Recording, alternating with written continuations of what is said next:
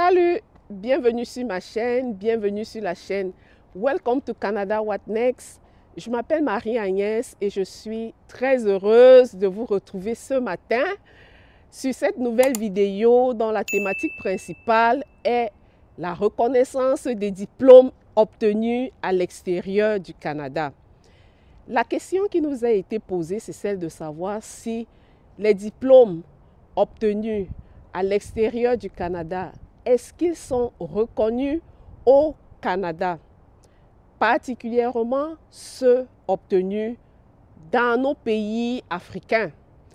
Est-ce que c'est possible de travailler avec son diplôme obtenu du Cameroun, du Sénégal, de la Côte d'Ivoire et beaucoup d'autres pays, que ce soit des pays francophones ou des pays anglophones? Lorsqu'on arrive au Canada, est-ce que c'est possible d'obtenir, de travailler avec son diplôme?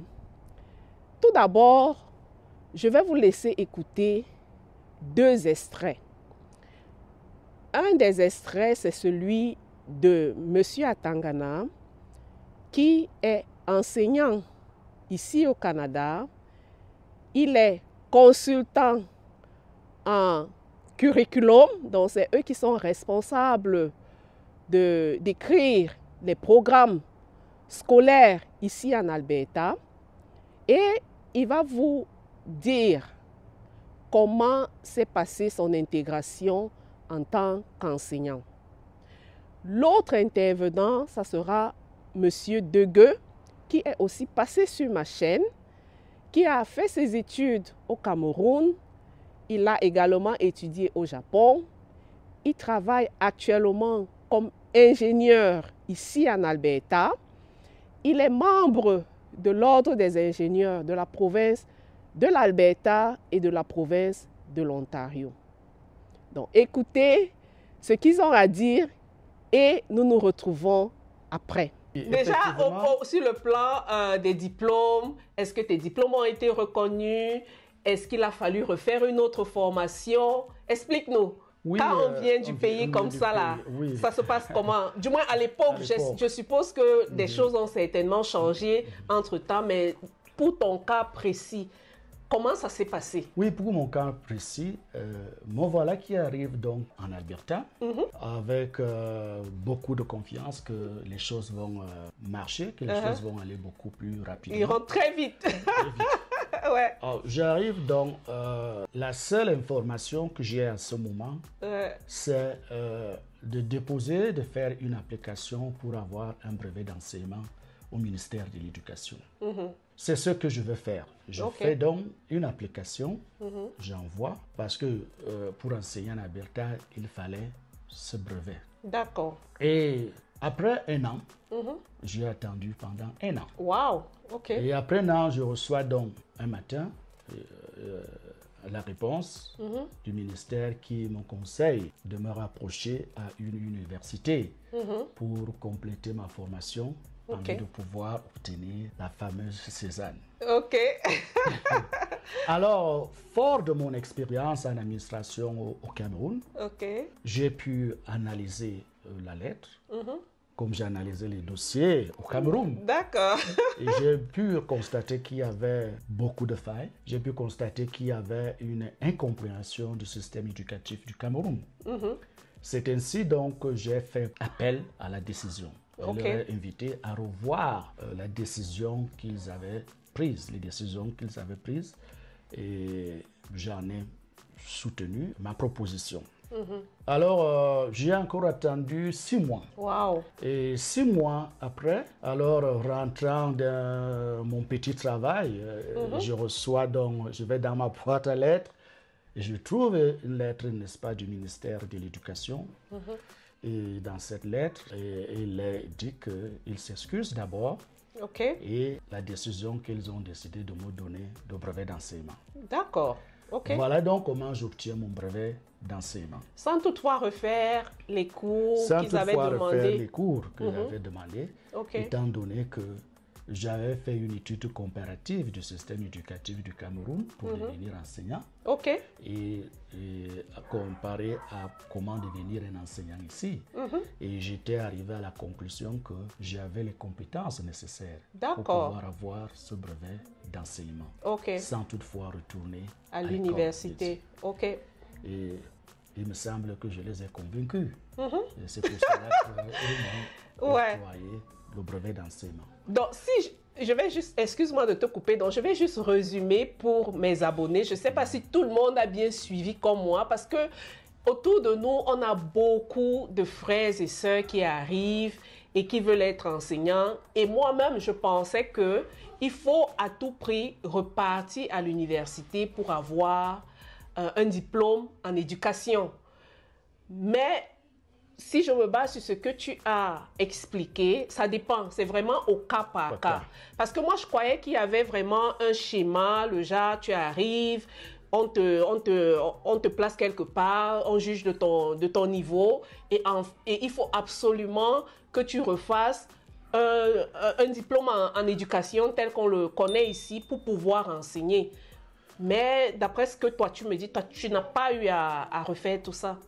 Oui, je n'ai pas pu faire tout ça. C'est comme tu l'as bien souligné.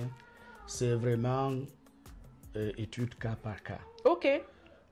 On ne peut pas généraliser que ma situation sera à 100% valable pour d'autres personnes. Étant donné qu'il y a beaucoup d'autres paramètres qui peuvent entrer en jeu. Oui, effectivement. Donc, j'ai eu une licence en physique à l'université de Yaoundé. Ça, c'est au Cameroun. Ça, c'est en Afrique centrale. Pour ceux qui ne connaissent pas où se situe le Cameroun. Et après ça, j'ai eu une maîtrise ou un master. Et après le master, j'ai eu... Ça, c'était en physique aussi. Après le master, j'ai eu un diplôme d'études approfondies, le DEA. Ça, c'était en sciences des matériaux. Et je me suis envolé au Japon en 2007 et j'ai complété un doctorat en physique de l'ingénieur. Bon, après mon immigration au Canada, vu les réalités du terrain, j'étais aussi obligé de repartir à l'école. Et j'ai fait un diplôme en ingénierie pétrolière. Et avec ingénierie pétrolière, avec un minor en mine. D'accord. Et là maintenant, présentement, tu es membre de l'Ordre des ingénieurs de l'Alberta, c'est ça, Apega? Effectivement. OK. Donc, Jean-Léo, est-ce que tu peux expliquer à nos abonnés qui aimeraient aussi, déjà, comment s'est passée ton intégration de manière générale dans le monde professionnel? Quels ont été tes défis? Est-ce que tu as eu du mal à t'intégrer? Est-ce que c'était facile? Donc, tu as déjà parlé du fait que tu as dû reprendre certaines disciplines, certaines matières pour pouvoir t'intégrer dans l'ordre des ingénieurs. Est-ce que c'était des exigences? Est-ce que tu l'as fait pour augmenter tes chances? Comment c'est passé? Est-ce que tu peux nous en dire un peu plus? Oui, effectivement, et je ne peux que dire ma propre expérience. Oui, donc dès que je suis arrivé ici, j'ai été pragmatique. Je me suis dit, il faudrait que je parte à l'école. Parce que dans le domaine du pétrole, ça recrutait un peu de partout. Et je suis reparti à l'école en 2012. J'ai eu mon diplôme en 2014, un an et demi. Et juste avant que je ne finisse l'école, j'avais déjà eu mon contrat avec le gouvernement de l'Alberta. Donc pour moi, je peux dire que ça a été vraiment facile. Bon, maintenant, en ce qui concerne l'ordre, entrer dans l'ordre des ingénieurs, ça c'était une autre histoire. Ça m'a pris au minimum 5 ans. Malgré que j'avais déjà une éducation très au-dessus de ce qui était demandé, on m'a quand même demandé de repartir à l'école. Non pas de repartir à l'école, mais m'a proposé soit de repartir à l'université, soit moi-même d'étudier ces matières-là et aller les passer. Bon, on m'avait demandé 11 matières. J'ai préféré étudier et je les ai passées toutes. La frustration que j'ai eue, c'était pas difficile pour moi, ces matières en elles-mêmes. Mais la frustration que j'ai eue était qu'on me redemande d'aller faire des matières qui étaient vraiment en dessous de mon niveau. Et en plus, ces matières-là étaient dispersées en 4 semestres. Donc, quelque chose que je pouvais faire en une semaine, finalement, je l'ai fait en 4 semestres. Après avoir écouté ces 2 extraits, avant de donner mon opinion sur la question qui nous a été posée, celle de savoir si oui ou non un diplôme obtenu à l'extérieur du Canada et particulièrement en Afrique, peut être reconnu? Est-ce qu'on peut travailler avec son diplôme? J'aimerais souligner un certain nombre de choses. Comme je l'ai dit en entame de ma vidéo, le but de ma vidéo, ce n'est pas de faire la polémique, pas du tout. Parce qu'on a parlé en long et en large. Mais je voudrais juste dire que lorsqu'on prend la parole en public et qu'on est suivi par de nombreuses personnes, il serait plus sage, j'estime qu'il serait plus sage de nuancer ses propos. Pourquoi? Parce que personne n'a la science infuse, personne n'a le monopole du savoir. Et lorsque on veut parler ou aborder un sujet aussi important, ce serait judicieux de non seulement faire ses recherches, mais lorsque on affirme quelque chose, il faudrait qu'on soit vraiment sûr de ce qu'on dit. Vous avez écouté l'extrait de M. Atangana. M. Atangana a étudié exclusivement au Cameroun. Et il dit dans la vidéo qu'il n'a pas eu besoin de refaire une quelconque matière pour que le brevet d'enseignant lui soit accordé. Si vous suivez la vidéo dans son intégralité, M. Atangana dit qu'il ne recommande pas aux nouveaux arrivants de travailler directement malgré le fait qu'ils obtiennent leur brevet d'enseignant. Et les raisons, il les donne dans la vidéo. Donc si on ne se limite qu'à ça, on pourrait dire que effectivement, lorsqu'on vient avec son diplôme ou bien ses diplômes du Cameroun, on peut travailler. Et si on peut travailler, ça veut dire quoi? Ça veut dire que le diplôme est reconnu, tout simplement. Maintenant, je pense qu'il faudrait nuancer ces propos parce que ici au Canada, beaucoup de professions sont encadrées. Beaucoup de professions sont régies par des ordres. Le deuxième cas, c'est celui de M. Jean-Léo Degueux, que nous avons aussi reçu sur notre chaîne. Il nous a expliqué son parcours d'intégration comme ingénieur de la province de l'Alberta. Il fait partie de l'ordre des ingénieurs de la province de l'Alberta et l'ordre des ingénieurs de la province de l'Ontario. Donc, j'aimerais dire qu'au vu de ces éléments-là, est-ce que nous pouvons dire qu'on peut travailler avec un diplôme obtenu en Afrique, obtenu au Cameroun? Je dirais oui et non. Ça dépend. Ça dépend de la profession, ça dépend de plein de choses en réalité. Donc, on ne peut pas généraliser tout, on ne peut pas venir dire que non, les diplômes ne sont pas reconnus, on ne peut pas travailler. Ça dépend vraiment. Et il y a des choses que j'ai aussi entendues et les choses sur lesquelles j'aimerais quand même rectifier, si je peux apporter un rectificatif. Donc je dirais qu'ici au Canada, on n'a pas un ordre du Canada en ce qui concerne les ordres de métier. On n'a pas un ordre.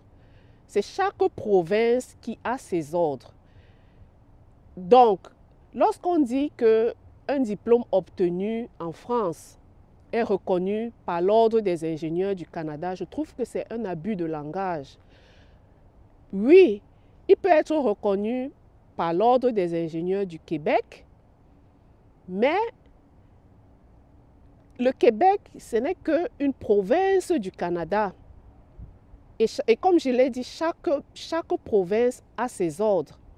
Encore que, lorsqu'on parle de la reconnaissance, puisque là maintenant, on va parler des ingénieurs, de l'ordre des ingénieurs. Lorsqu'on parle maintenant de la reconnaissance dans l'ordre des ingénieurs, soit de la province de l'Ontario, de la province du Québec ou de la province de l'Alberta, ça dépend. Tous ceux qui ont étudié ici au Canada et ceux qui ont étudié à l'extérieur du Canada, pour faire partie de l'ordre des ingénieurs, il faudrait faire un processus. Tu as étudié au Canada, tu as eu ton diplôme en génie chimique, prenons ça comme ça, tu as eu peut-être un bachelor en génie chimique ou tu as eu une maîtrise en génie chimique. Pour que tu sois ingénieur professionnel, il faudrait que tu t'affilies à l'ordre des ingénieurs de la province où tu voudrais exercer. C'est clair que lorsque on étudie ici au Canada, le processus sera certainement plus simple pour quelqu'un qui a étudié ici au Canada que pour quelqu'un qui a étudié ailleurs. Pourquoi? Parce que lorsque on fait la comparaison, parce que pour faire la demande, l'ordre va vous demander d'apporter votre cursus académique. Donc, et ce cursus académique sera comparé au cursus académique si c'est ici en Alberta. Donc, si vous voulez entrer dans l'ordre des ingénieurs de l'Alberta, APEGA, donc APEGA va vous demander de ramener votre cursus académique où on va comparer tout votre cursus matière par matière, chapitre par chapitre. Et s'il y a quelque chose qui manque, on va vous demander de compléter ce manque-là. Donc la comparaison se fait sur la base de ce qu'on enseigne ici. Donc ça veut dire quoi? Ça veut dire qu'un étudiant qui a fait ses études ici, il est presque garanti qu'il aura cette partie-là parce que c'est sur la base du cursus d'ici qu'on évalue. Donc, ça c'est un point. L'autre point, c'est qu'il faudrait que vous fassiez la demande pour faire partie de l'ordre des ingénieurs et il y a un processus, comme je disais, même pour ceux qui ont étudié ici. Donc, lorsque vous finissez, même si on a étudié ici, lorsque vous avez votre diplôme, vous faites la demande pour faire partie de l'ordre.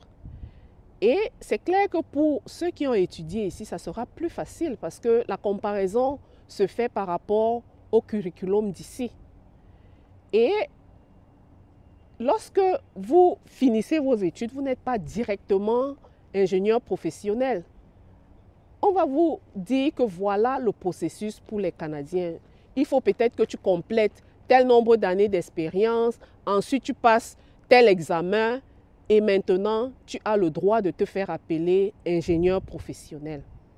Maintenant, toi qui viens avec ton diplôme d'ailleurs, si on compare ton cursus académique au cursus académique de l'Alberta, s'il y a des gaps, on va te demander de compléter ces gaps-là. Et là, tu vas suivre un certain processus. Et là, c'est vraiment au cas par cas. Je le dis pourquoi? Parce que lorsqu'on étudie, et tous ceux qui ont étudié à l'université, surtout dans les universités, moi j'ai étudié en Allemagne, comme je vous dis, parfois on peut étudier la même filière dans des universités différentes. Que vous ayez étudié dans une université ou dans une autre, vous aurez la même formation de base. Il y aura des choses, beaucoup de choses qui vont se retrouver dans les deux universités, mais il y a aussi des matières qu'on peut enseigner dans une université et qu'on n'enseigne pas dans une autre. Pourtant, vous avez le même diplôme. Pourtant, vous avez étudié la même filière. Donc, ce qu'il faut retenir, c'est que lorsque on forme des personnes, le but, c'est d'être opérationnel sur le marché du travail. Lorsque l'Alberta forme ses ingénieurs, le but, c'est d'être employé sur le marché du travail ici, principalement. Et très souvent, on adapte les programmes par rapport à la demande sur le marché du travail. Un ingénieur qui a fait génie chimique, qui a été formé hors du Canada, n'aura pas 1 sur 1 le même curriculum que l'ingénieur qui est formé ici en Alberta. Pourquoi? Je prends particulièrement le cas du génie chimique parce que ces ingénieurs-là sont, je veux dire, lorsqu'on les forme, le but c'est qu'ils résolvent les problèmes liés au marché du travail ici en Alberta. Et tout le monde sait, tous ceux qui vivent au Canada savent que ici en Alberta, la prédominance sur le marché du travail, c'est les compagnies pétrolières là. Ici à Edmonton, ici en Alberta, lorsqu'on forme les ingénieurs en génie chimique, c'est pour travailler sur les sites pétroliers. Et l'Alberta a cette particularité-là, qu'elle a les sables bitumineux qu'on retrouve uniquement ici en Alberta et nulle part ailleurs dans le monde. Donc lorsque un ingénieur en génie chimique arrive ici en Alberta, il y a des matières que les ingénieurs d'ici en Alberta particulièrement ont dans leur curriculum que ceux qui sont formés ailleurs n'auront pas. Pour la simple et bonne raison que ces ingénieurs-là sont appelés à résoudre les problèmes qui sont liés à l'extraction et le raffinage du pétrole issu des sables bitumineux. Ce pétrole a des caractéristiques totalement différentes du pétrole qu'on retrouve ailleurs. Alors, si vous n'avez pas été formé ici, il vous sera difficile de résoudre certaines problématiques sur le site. Et ceux qui ont travaillé sur le site, ils savent très bien que les exigences sont très grandes. La compétitivité est très grande. Et la sécurité, c'est quelque chose avec laquelle on ne badine pas. On dit zéro tolérance. Donc, une moindre erreur, vous êtes à la porte. Une moindre erreur, vous faites sauter le site. Vous faites sauter carrément le site. Donc, lorsqu'on dit, voilà les exigences, peut-être qu'on pourrait être frustré, on pourrait se dire, voilà, je suis ingénieur, je ne sais pas pourquoi on me demande de refaire ci ou de refaire ça, parce que c'est très sensible. Ce sont des domaines extrêmement sensibles. Comme je disais là, lorsque tu travailles sur le site, on dit en matière de sécurité, en matière de... Bref, zéro tolérance. On dit tolérance zéro. Donc, c'est très sensible. Moindre erreur, mais vous allez faire exploser tout le site. Donc, on peut peut-être être mécontent que les diplômes ne soient pas reconnus, mais il y a une raison. Il y a une raison à cela. Donc, avant de continuer sur les ingénieurs, je dirais, lorsque on arrive ici, oui, on peut travailler comme ingénieur, mais ça dépend. Ça dépend du boulot, ça dépend de là où vous postulez, ça dépend des exigences de la position. Parce que si on dit que lorsqu'on arrive avec son diplôme d'ingénieur, on ne peut pas travailler comme ingénieur au Canada, c'est faux. C'est faux dans certains cas. Parce que si on s'arrête juste à cette affirmation-là, on dira que c'est faux. Parce que, en fait, tu peux travailler avec ton diplôme si le boulot auquel tu postules n'exige pas que tu sois affilié à l'ordre des ingénieurs. Il y a des postes comme ça où on te recrute et comme ingénieur, mais tu n'es pas dans l'ordre des ingénieurs.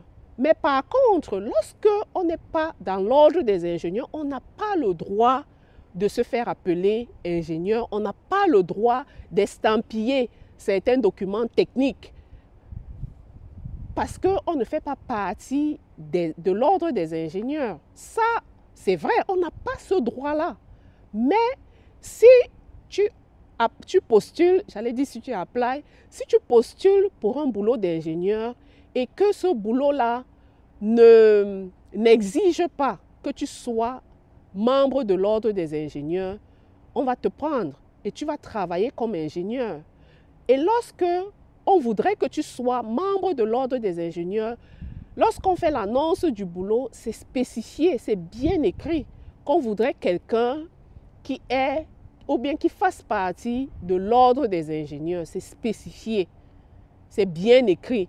Et si vous n'êtes pas membre de l'ordre des ingénieurs, ne vous embrouillez même pas, n'allez même pas, ça ne sert même à rien d'aller postuler parce qu'on ne va même pas vous prendre, parce que c'est spécifié qu'il faut être membre de l'ordre des ingénieurs et ils savent pourquoi est-ce qu'ils le disent. Parce qu'il y a certains boulots où non seulement c'est très sensible, ça nécessite qu'un ingénieur revoie les calculs, qu'un ingénieur approuve les calculs et il y va de votre responsabilité. Donc c'est ce qu'il faut comprendre. Autre chose, quand je dis qu'il faut nuancer ses propos, je vais vous prendre l'exemple de la fonction publique. À la fonction publique, il y a une catégorie spécifique aux ingénieurs. Donc, tous ceux qui travaillent à la fonction publique, tous ceux qui vivent ici au Canada, peuvent aller regarder les offres d'emploi sur le site de la fonction publique. Tout est public, comme on le dit. Donc, il y a une classification qui s'appelle ENG. Et lorsqu'on vous embauche, on vous embauche directement comme ingénieur. Et comme je disais, certains boulots nécessitent qu'on soit membre de l'ordre des ingénieurs, mais d'autres boulots ne nécessitent pas que vous soyez membre de l'ordre des ingénieurs. Et lorsqu'on arrive au Canada, tout immigrant sait que lorsque j'arrive au Canada, la chose numéro 1, la première chose que je dois faire, c'est faire mes équivalences. Je fais mes équivalences à travers les organismes où je fais faire mes équivalences par les organismes reconnus. Donc, il y a WES que tout le monde connaît, il y a ICOAS ici en Alberta, et c'est muni de ces équivalences-là que je postule. Et le processus est différent. Qu'on postule pour un boulot au privé ou que l'on postule pour un boulot au public. Donc, ceux qui ont déjà eu à travailler au public et ceux qui ont déjà eu à travailler au privé vont vous le dire. Moi, j'ai déjà eu à faire les deux et je peux vous dire que le processus est différent. Ce n'est pas le même processus. Au privé, lorsque vous postulez, il y a la description du boulot, il y a les exigences. On va vous dire qu'on recherche un boulot d'ingénieur et on va vous dire clairement qu'il faudrait que vous soyez dans l'ordre des ingénieurs si cette position exige que vous soyez dans l'ordre des ingénieurs. En fait, c'est la position, c'est la nature du boulot que vous allez effectuer qui impose que vous soyez dans l'ordre des ingénieurs ou pas. Et lorsqu'on va te recruter, c'est avec les équivalences que tu as faites. N'oublions pas ça, c'est sur la base des équivalences que tu as faites. Donc, si tu viens avec un diplôme étranger et que tu as un diplôme d'ingénieur et qu'on cherche un boulot d'ingénieur et que tu as tes équivalences, parce que c'est reconnu ici, on va te prendre et tu vas travailler. Sauf que tu n'auras pas le droit de signer comme ingénieur, tu ne seras pas PEng si tu n'es pas membre de l'ordre des ingénieurs. C'est ce qu'il faut comprendre. Maintenant, au niveau de la fonction publique, comme je l'expliquais tantôt, il y a déjà des classifications. ENG, c'est déjà une classification. Donc, lorsque il y a un boulot qu'on publie sur le site et que vous postulez, si vous êtes ingénieur, c'est encore une fois avec vos équivalences, votre diplôme que vous avez obtenu, que ce soit en Afrique, que ce soit ici, que ce soit n'importe où. C'est avec ce diplôme-là, que vous postulez, ou bien les équivalences faites à partir de ce diplôme-là que vous postulez. Et quand vous postulez avec ce diplôme, ou bien les équivalences obtenues de ce diplôme-là, vous allez suivre le processus, parce qu'il y a tout un processus que vous allez suivre. Mais la base, c'est votre diplôme d'ingénieur que vous avez obtenu en France, en Allemagne, au Cameroun ou je ne sais pas où.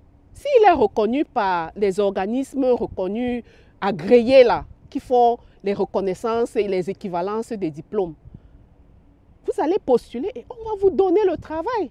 Maintenant, la position à laquelle vous postulez, pour laquelle vous postulez, si cette position exige que vous soyez membre de l'ordre des ingénieurs, on va vous dire que on cherche un ingénieur qui sait faire ci, ça, et qui est membre de l'ordre des ingénieurs. Donc, c'est comme ça que ça fonctionne. Encore une fois, est-ce qu'on peut travailler avec son diplôme en tant qu'ingénieur?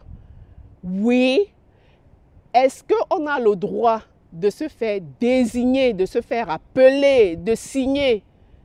Non, si on n'appartient pas à l'ordre des ingénieurs de la province. J'insiste, parce que j'ai entendu ordre des ingénieurs du Canada. Non, chaque province a ses ordres. C'est un fait et on ne discute pas. Donc, c'est la petite précision et c'est la petite mise au point que je voulais apporter aujourd'hui. Ce n'est pas facile parce que je sais qu'en commentaire, il y en a qui viendront aussi me fusiller. Je sais qu'en commentaire, il y en a qui viendront me fustiger, me fusiller. Oui, tu as dit ceci, c'est faux. Pardon. Ce n'est pas la polémique, mais ce n'est même pas un débat, mais c'est dans le but de faire avancer les choses. Chacun a ses combats. Moi, j'aimerais vraiment que les Africains occupent des positions d'influence. J'aimerais que lorsqu'on arrive ici, qu'on s'intègre de telle façon à ce que nous soyons aussi en haut, comme on dit au pays, que nous ne soyons pas toujours à la traîne. Pourtant, Dieu seul sait qu'il y a beaucoup de personnes qui arrivent ici avec des qualifications incroyables, avec des diplômes impossibles, mais qui n'arrivent pas à percer le plafond de verre. Donc moi, c'est ça mon combat, véritablement. C'est vraiment nous soutenir et nous aider à grandir. Ce n'est pas pour faire la polémique, ce n'est pas... Parce que ça nous donne quoi de dire que voilà, je veux absolument démontrer que j'ai raison ou j'ai tort. Ce n'est pas ça, ce n'est pas de ça qu'il s'agit. On voit plus grand, on voit plus loin et comme je dis, chacun a ses combats. Chacun a ses combats. Ben, si vous avez aimé la vidéo, n'oubliez pas de vous abonner. S'il y a quelque chose que j'ai dit qui n'est pas vrai, venez en commentaire. Si quelqu'un aimerait partager son expérience, parce que j'ai toujours entendu, oui, vous vendez le Canada, vous vendez le rêve, vous vendez le rêve. Écoutez, qu'on soit au Canada, qu'on soit au Cameroun, qu'on soit en France, qu'on soit ailleurs, il y aura toujours des gens qui auront réussi leur intégration et c'est ce qu'on veut. Il y a des gens qui ont réussi. Moi, ma question, c'est de savoir, ok, si l'autre a réussi, pourquoi pas moi? Qu'est-ce qu'il faut que je fasse pour que j'ai son niveau ou bien pour que j'arrive aussi à briser le plafond de verre? Ça, c'est ce qui m'intéresse. Donc, il ne s'agit pas ici de peindre le Canada en rose ou bien de montrer un visage du Canada qui n'est pas. Moi, je suis ouverte. S'il y a une expérience, s'il y a quelque chose que quelqu'un aimerait dire, ben c'est avec plaisir que je vous donnerai la parole pour que vous nous partagiez aussi votre expérience. Ça va aider beaucoup de personnes. On apprend toujours, on apprend tous les jours. Ben, je vais m'arrêter là. Je ne vais pas tirer la vidéo de long en large. J'espère que la vidéo vous a plu et n'oubliez pas surtout de vous abonner, de partager, de liker et je vous retrouve la prochaine fois. Au revoir.